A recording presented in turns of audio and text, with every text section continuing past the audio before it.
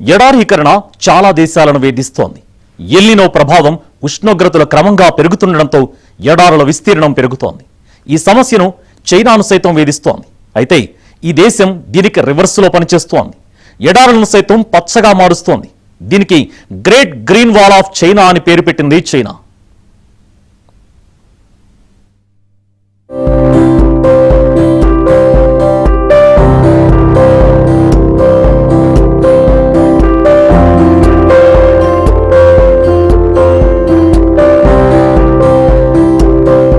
సముద్ర మట్టం పెరుగుతుండటంతో చాలా దేశాలు కోతకు గురవుతున్నాయి.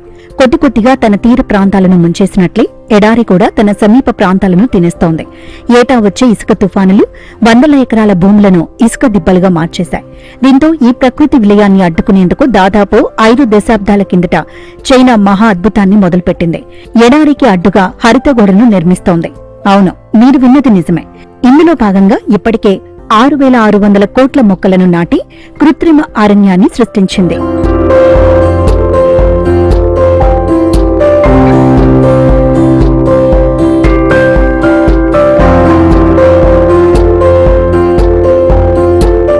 చైనాకు ఉత్తరం వైపున ఉంటుంది గోబీ ఎడారి. ఇక్కడ ఏటా వచ్చే ఇసుక తుఫానులను ఎదుర్కోవడం అత్యంత కష్టమైన పని. ఇసుకతో ముంచెత్తుతూ వందల ఎకరాల భూముల్ని తనలో కలిపేసుకుంటోంది ఎడారి.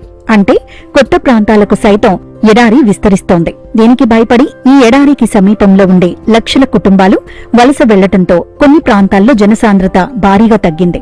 అటు తక్లమకన్ ఎడారిలోనూ ఇదే సమస్య. ఈ ఎడారిలో విస్తరణతో తీవ్రంగా సతమతమైన చైనా 1978లో 3 నార్త్ షెల్టర్ బెల్ట్ ప్రోగ్రాంను ప్రారంభించింది. దీన్నే great green wall of China అని పిలుస్తారు. ఎడారీకరణను, దుమ్ము తుఫాన్లను అడ్డుకోవడమే లక్ష్యంగా ఎడారి చుట్టుపక్కల ప్రాంతాల్లో అరణ్యాలను సృష్టించడమే ఈ ప్రాజెక్టు ఉద్దేశం.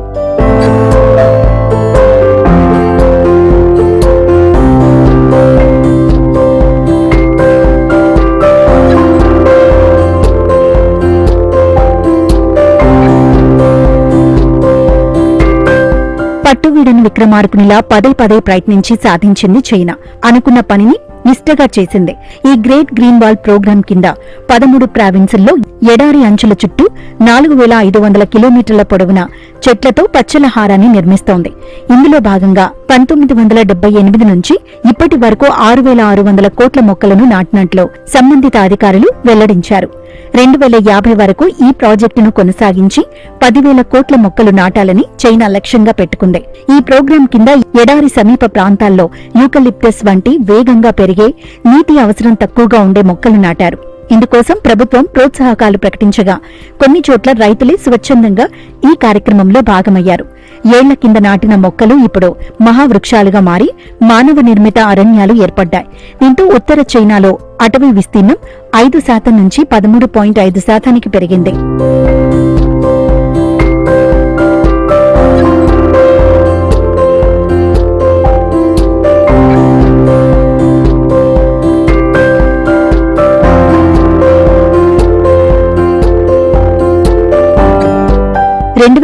నాటికి 4,500 కిలోమీటర్ల పొడవున 100 కోట్ల చెట్లతో ఇది పూర్తవుతుంది. ఇది ఇసుక తుఫానులను మెయిన్ ల్యాండ్ చైనాకు రాకుండా పూర్తిగా ఆపేస్తుంది. వ్యవసాయదారులకు పూర్తి రక్షణ లభిస్తుంది. గోబీ ఎడారి చైనా భూభాగంలో 27% వరకు ఆక్రమించింది. ఎడారి ప్రాంతంలో వృక్షాలు పెరగటంతో వర్షపాతమూ పెరిగింది. ఇసుక తుఫాన్ల రేటు తగ్గింది. ఎప్పుడూ కురవని ప్రాంతంలో వర్షాలు కురుస్తుండటంతో జనం ఆనందం వ్యక్తం చేస్తున్నారు.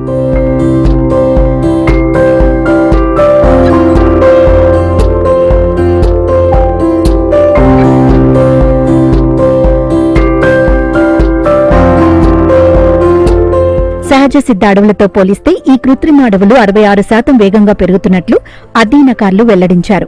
శాటిలైట్ ఆధారిత సమాచారంతో ఈ అడవులను వీరు అధ్యయనం చేశారు. కార్బన్ డయాక్సైడ్ ను వేగంగా పీల్చుకోవడం, ఇతరత్రా కారణాలతో మనుషులు నాటే మొక్కలు వేగంగా పెరుగుతున్నట్లు పేర్కొన్నారు. వీటికి వీలైనంత ఎక్కువసార్లు నీటిని పెడుతున్నారు.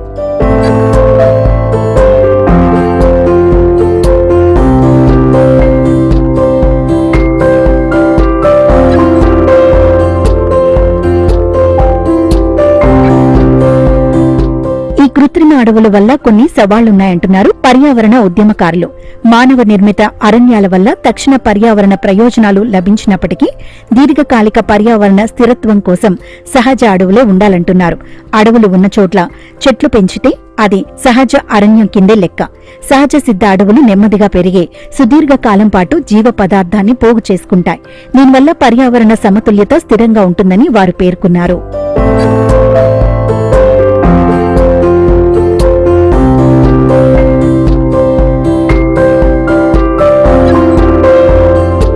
ఇలా పెద్ద ఎత్తున చెట్లను నాటుతూ సహజ సిద్ధంగా ఏర్పడిన ఎడారిని తగ్గించడం వల్ల ఎలాంటి ప్రమాదాలు వస్తాయో ఊహించలేమని అంటున్నారు. చైనా తలపెట్టిన ఈ గ్రేట్ గ్రీన్ వాల్ మాత్రం పర్యావరణ పరిరక్షణకు కొత్త పాఠం నేర్పుతోంది. కొన్ని ఆఫ్రికా దేశాలు కూడా దీన్ని అనుసరిస్తూ ఎడారిలో పచ్చదనం తీసుకొస్తున్నాయి. దీనివల్ల గ్లోబల్ వార్మింగ్ తగ్గుతుంది.